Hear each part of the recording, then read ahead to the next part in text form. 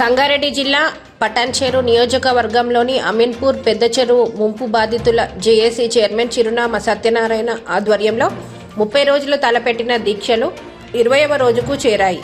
ఈ నిరసన దీక్ష శిబిరంలో అమీన్పూర్ పెద్ద చెరువు ముంపు బాధితుల జేఏసీ చైర్మన్ చిరునామా సత్యనారాయణ ఆధ్వర్యంలో ఆందోళనకు దిగారు. ఈ సందర్భంగా చిరునామా సత్యనారాయణ మాట్లాడుతూ ప్రపంచంలోనే ఓ వింత సంఘటన అమీన్పూర్లో జరిగిందని, 93 ఎకరాల పెద్ద చెరువు విస్తీర్ణం 450 ఎకరాలకు నీటితో విస్తరించిందని, శ్రీవాణి నగర్, దర్శన్ నగర్, వినాయక నగర్, రాజరాజేశ్వరి నగర్, సుబ్రహ్మణ్యం నగర్, అయ్యప్ప నగర్, అరుణగిరి ఎంక్లేవ్, ఆంజనేయ నగర్ తదితర కాలనీలు, ఫ్లాట్స్ నీటితో మునిగిపోయాయని ఆవేదన వ్యక్తం చేశారు. ఇరిగేషన్ అధికారుల ధనం దాహానికి పేద మధ్యతరగతి వర్గాలకు చెందిన ఫ్లాట్లు చెరువులో సమాధయ్యాయని ఆందోళన వ్యక్తం చేశారు. గత 15 రోజుల క్రితం హైడ్రా కమిషనర్ రంగనాథ్ పెద్ద చెరువు పరిశీలించి ముంపు బాధితులకు న్యాయం చేస్తామని హామీ ఇచ్చారు. కానీ ఇరిగేషన్ అధికారులు మాత్రం సరియైన విధంగా స్పందించడం లేదని బాధితులు ఆవేదన వ్యక్తం చేస్తున్నారు. ఇకనైనా ముఖ్యమంత్రి రేవంత్ రెడ్డి స్పందించి న్యాయం చేయాలని అమీన్పూర్ పెద్ద చెరువు ముంపు బాధితుల జేఏసీ చైర్మన్ చిరునామా సత్యనారాయణ డిమాండ్ చేశారు. దీక్షా శిబిరంలో టీవీ రావు, సుబ్బారావు, పుండరీకాక్ష, శర్మ, రంగరాజు, సత్యనారాయణ రాజు, విజయ్ కుమార్ రెడ్డి, సాయిబాబా తదితరులు పాల్గొన్నారు. అమీన్పుర పెద్ద చెరువు ముంపు బాధితుల జేఏసీ చైర్మన్ని చిరునామా సత్యనారాయణ పేరు. మేము 20 లేఅవుట్లలో ఒక 5,000 మంది సభ్యులు ఉన్నాము.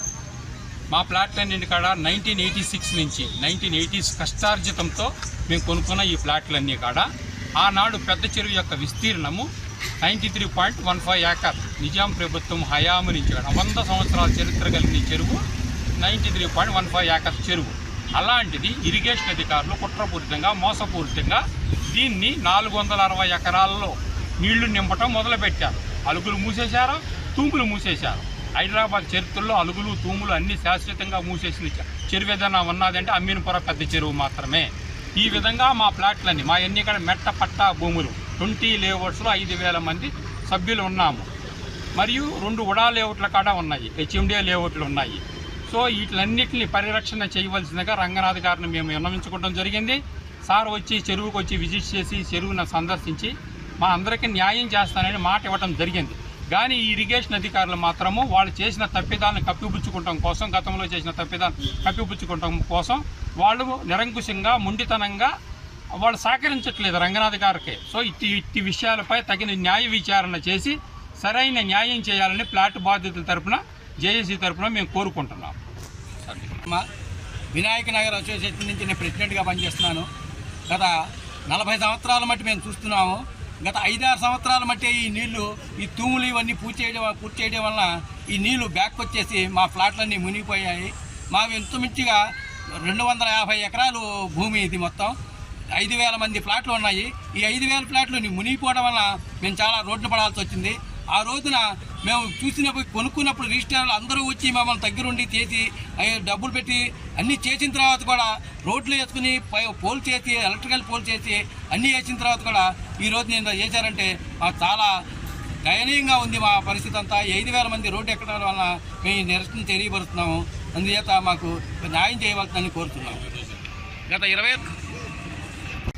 1986లో వాణినగర్లో సర్వే నెంబర్ 189లో కష్టార్జితంతో ఫ్లాట్ కొనుక్కున్నా. ఇప్పుడు నా వయసు 69 సంవత్సరాలు. నేను రిటైర్ అయిపోయినటువంటి ఉద్యోగి. మా యొక్క బాధలను వినవించుకునేందుకు ఇవాళ ప్రభుత్వం కూడా నిరాకరిస్తుందంటే చాలా శోచనీయం.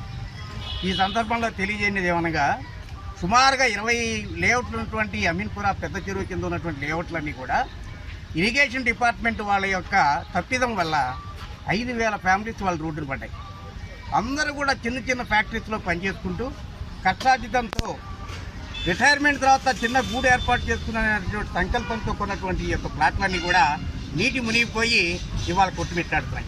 వీరందరూ కూడా సాధక బాధకాలు తెలియజేసేందుకు ప్రభుత్వానికి అనేక సార్లు వినతి పత్రాలు సమర్పించాం. ఇవాళ ఈ రోజునటువంటి ఈ పరిస్థితిని అర్థం చేసుకుని మేము ఒకటే అడుగుతున్నాం. ప్రభుత్వ భూముల్ని కబ్జా చేసిన వాళ్ళకి పనిష్మెంట్లు ఇస్తున్నప్పుడు ఇరిగేషన్ డిపార్ట్మెంట్ వాళ్ళు మా యొక్క భూముల్ని కబ్జా చేయడం అంటే ఇరిగేషన్ డిపార్ట్మెంటే కబ్జా చేసిందని మేము పళ్ళగుద్ది మరీ చెప్తున్నాం. ఈ 5,000 కుటుంబాలు కూడా ఇవాళ ఈ నీళ్ళు నిలవ ఉన్నాయంటే తూములు పూర్తి చేసి అలుగులు పూర్తి చేసి యొక్క ప్రభుత్వం యొక్క తొత్తులకి రాజకీయ నాయకుల యొక్క కబంధ హస్తాల్లో ఈ ఇరిగేషన్ డిపార్ట్మెంట్ ఉందంటే ఎంత శోచనీయమో ఆలోచించాలి. ఇవాళ అమీన్పుర చెరువే కాదు, ఇలా అనేక చోట్ల కూడా ఈ రాజకీయ కబంధ హస్తాల్లో ఇరిగేషన్ డిపార్ట్మెంట్లో అన్యాయం జరుగుతుందని మా దృష్టికి వచ్చింది. దీనికి తీవ్ర పరిణామాలు ఎదుర్కోవాల్సి వస్తుంది ఇరిగేషన్ డిపార్ట్మెంట్ వాళ్ళు. ఈ 5,000 ఫ్యామిలీలు కనుక యాజిటేషన్ మొదలెడితే ఏ రాజకీయ నాయకుడు కూడా ఈ 5,000 ఫ్యామిలీకి ఎదురు నిలబడి పోరాడే పరిస్థితిలో ఉండరు. ప్రభుత్వాలు కూలిపోయే పరిస్థితులు వస్తాయి. కనుక మరీ తెలియజేస్తున్నాం, ఇరిగేషన్ డిపార్ట్మెంట్ సరైన తీరులో ప్రభుత్వం హెచ్చరిక చేసి ఆ యొక్క 93 ఎకరాల యొక్క చెరువు యొక్క భూమిని మేము ఏమాత్రం కూడా మేము ఆశించట్లా. మా యొక్క కష్టార్జితం కొనుక్కున్న భూమిని మాత్రమే మాకిమ్మని అడుగుతున్నాం. మీరు ఇరిగేషన్ డిపార్ట్మెంట్ చేస్తారా, జిహెచ్ఎంసీ వాళ్ళు చేస్తారా, హైడ్రా వాళ్ళు చేస్తారో అది మాకు అనవసరం. మా యొక్క భూములు మాకు ఇవ్వాలి.